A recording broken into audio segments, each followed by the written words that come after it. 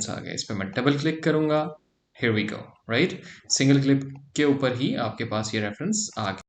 बिस्मिल्लाहिर्रहमानिर्रहीम। Dear students, अगर आपको प्रॉब्लम आती है रेफरेंसेस ऐड करने में अपनी असाइनमेंट्स, रिसर्च पेपर्स में, थीसिस में, तो ये वीडियो आपके लिए है, क्योंकि इसमें हम डिस्कस करने जा रहे हैं that how to use EndNote for bibliography that will make your research easier. बहुत आसान है इसको इस्तेमाल करना, और अगर आप एक दफ़ा इस वीडियो को देख लेते हैं पूरी तरह और प्रैक्टिस कर लेते हैं तो आपके लिए इंशाल्लाह बहुत हेल्पफुल रहेगा इसको अपनी रिसर्च में एक टूल के तौर पे यूज़ करते हुए।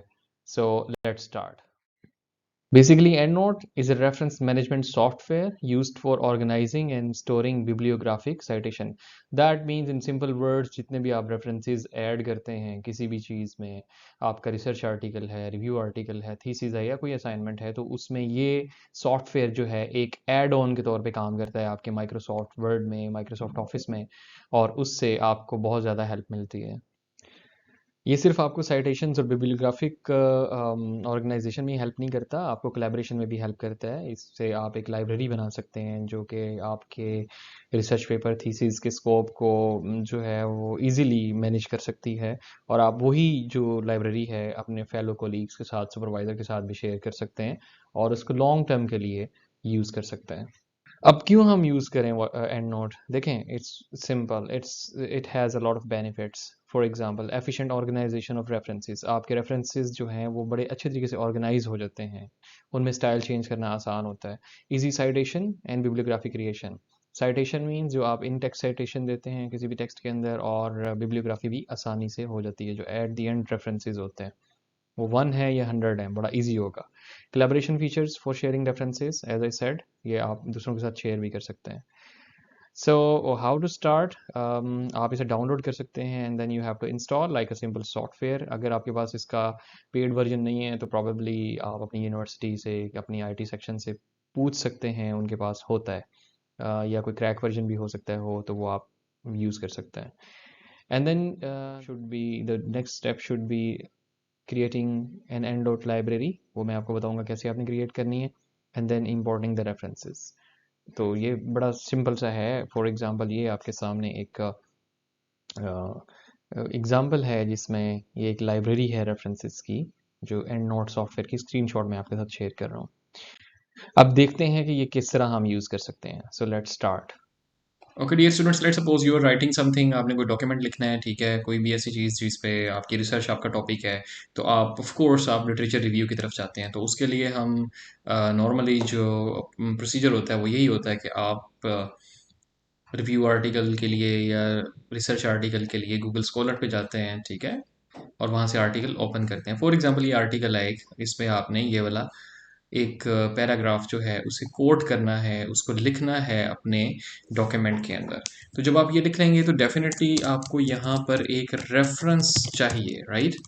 और रेफरेंस किसका होगा? जहाँ से आपने ये कॉपी की है, राइट, जहाँ से आपने ये लेकर इसको रीफ्रेस करना है और इसको यूज़ करना है अपने किसी भी पार्ट ऑफ द पेपर में, तो हमें ये रेफरेंस चाहिए। अब इस रेफरेंस को नॉर्मली जो स्टूडेंट हैं वो मैनुअली ऐड करते हैं। फॉर एग्जांपल अगर ये हमाद 2022 का रेफरेंस है तो बड़ी मुश्किल से वो इसको 1 बाय 1 ऐड करेंगे, और नीचे इसी तरह से उसको एट द एंड जो रेफरेंसेस वाला टैब है वहाँ पर उसको अलग से पूरा रेफरेंस जो है ना वो कॉपी पेस्ट करेंगे, बड़ा टाइम वेस्ट होता है। तो एंड नोट क्या करता है बेसिकली, एंड नोट आपको फ़ौरन से ऐड कर देता है। फॉर एग्जांपल यहाँ पे मेरे पास एंड नोट इंस्टॉल्ड है ऑलरेडी, ये मैं आपको बताऊंगा कि कैसे करते हैं, लेकिन जस्ट फॉर मोटिवेशन यहाँ से क्विकली मैं जाऊँगा, इंसर्ट साइटेशन पे जाऊँगा, मैं यहाँ पे लिखता हूँ हम्माद, तो मेरे पास ये इस आर्टिकल का रेफरेंस आ गया। इस पर मैं डबल क्लिक करूँगा, here we go, right. Single click के ऊपर ही आपके पास ये रेफरेंस आ गया। तो ये देखें कितना क्विकली इसमें रेफरेंस ऐड हो गया, और ये नीचे भी ऐड हो जाएगा। इसी तरह से अगर आपने और भी कोई रेफरेंस देना है, ठीक है, देयर आर फॉर इंस्टेंस आप दोबारा कोई और रेफरेंस ऐड करना चाहते हैं तो आप जाएंगे और इसी तरह से एक और रेफरेंस आपने यहाँ पर क्विकली इसमें ऐड कर दिया, right. So it's very easy and simple. So अभी देखते हैं कि ये हम किस तरह से कर सकते हैं।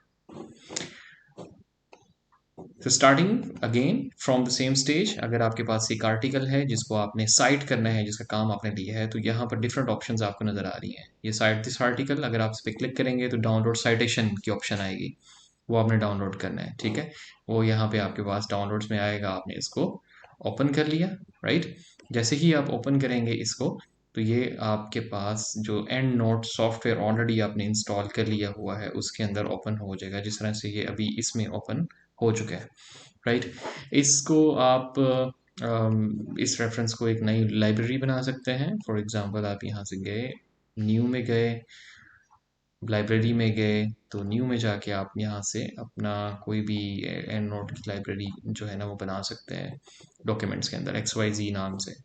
So anyways I am not making that, आप मेरे पास ऑलरेडी बनी हुई है, तो मैं आपको दिखा देता हूँ कि किस तरह से आप इस रेफरेंस को डिफरेंट इन वाले जो लाइब्रेरीज हैं उसके अंदर ऐड कर सकते हैं। फॉर एग्जांपल मैं इसको सिल्वर नैनो पार्टिकल वाली लाइब्रेरी में सेंड कर देता हूँ, तो मेरे पास ये जो नीचे ये लाइब्रेरी आ रही है, इसमें ऑलरेडी ये सारे रेफरेंसेस इसी तरह से ऐड किए हुए हैं। तो जो भी आपका प्रोजेक्ट होगा, आपने उसको आराम से एक लाइब्रेरी उसकी बनानी है और उसके अंदर जितने रेफरेंसेस होंगे वन बाय वन आपने उसमें ऐड करते चले जाना है।